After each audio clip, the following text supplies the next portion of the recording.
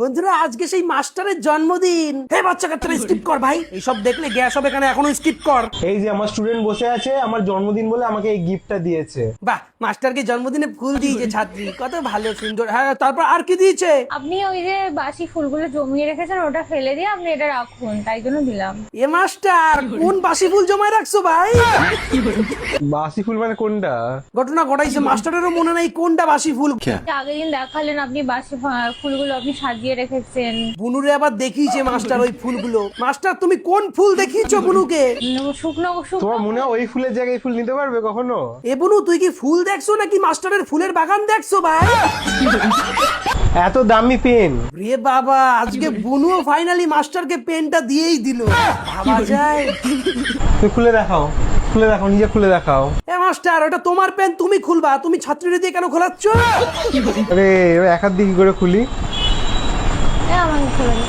পেনটা খোলো, আমাদের দেখাও বুনু কেমন পেন, একটু দেখি আমরা। অনেক নাকি দামি পেন দিয়েছে, 160 টাকা দাম পেনটা। আসো একটু দেখি পেনটা আমরা। এত দামি দামি পেন দিচ্ছ, এগুলো না দিয়ে তুমি তো আমাকে একটুখানি ফিসটা বাড়িয়ে দিতে পারো। আপনার যা পরিস্থিতি মাস্টার, আপনার আরো ফিস কম নেওয়া দরকার। দেখো পেনটা। ঘটনা ঘটাইছে তো দেখি কালো কালারের পেন। আমার কেন জানি না মনে হচ্ছে বুনু হয়তো এই পেনটা কেনার আগে এই পেনটারে কোনো এক জায়গা দেখছে। খুলে দেখি, কালি পড়ে তো? পেনটা তো খুলেই দেখতে হয়, কালি না পড়লে ঝাঁকাবা, কালি পড়বে। আমরা ছোটবেলা পেনে কালি না পড়লে সে মানে খুলছেই না। আর এরকম না তাহলে জিনিসটা। টেপা? নাও মাস্টার এখন কি করে টেপবে? এটা টেপাও নয়। মাস্টার, তুমি যে জিনিস ভাবছো সেই জিনিস না। এই তো এটাকে এরকম ঘোরাতে হবে। কি?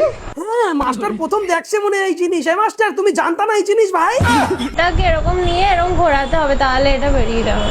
মাস্টার হয়তো ভাবছে শুধু টিপলেই বেরোবে। আমি এরকম ঘোড়া পেন একটা বান্টুকে কিনে দিয়েছিলাম। দাঁড়াও দুটো শুনি তো আছে কিনা দেখাতে বলছি, দাঁড়াও। এ বান্টু, শুনতে পাচ্ছি। এ সেই পেনটা কোথায়? সেই ঘুরিয়ে বার করতে হয়। ওই পেনটা তো টুনটুনি কাকিমার বাড়িতে। কেন? পড়তে গেছিলাম না, ভুলে গেছিলাম আনতে। তোর ভুলে যাও, বার করবো। তুই সব জিনিস ওই বাড়িতে দিয়ে আয়, যা। গেছিলাম, পরের দিন আনতে গেছিলাম, কিন্তু ওইখানে ডেস্কের উপরে ছিল না। তা খুঁজিস নি কিসের জন্য? জিজ্ঞাসা করতে পারিস নি আছে কিনা? তার 2 দিন পরে আমি আর টুনটুনি কাকিমার মেয়ে কানামাসি ভো ভো খেলবো বলে টুনটুনি কাকিমার ঘরে গেছিলাম টুনটুনি কাকিমার ওড়না আনতে। তখন দেখছি ওইখানে আমার পেনটা রয়েছে, আর তখন খাটের উপর টুনটুনি কাকিমার বর শুয়েছিল।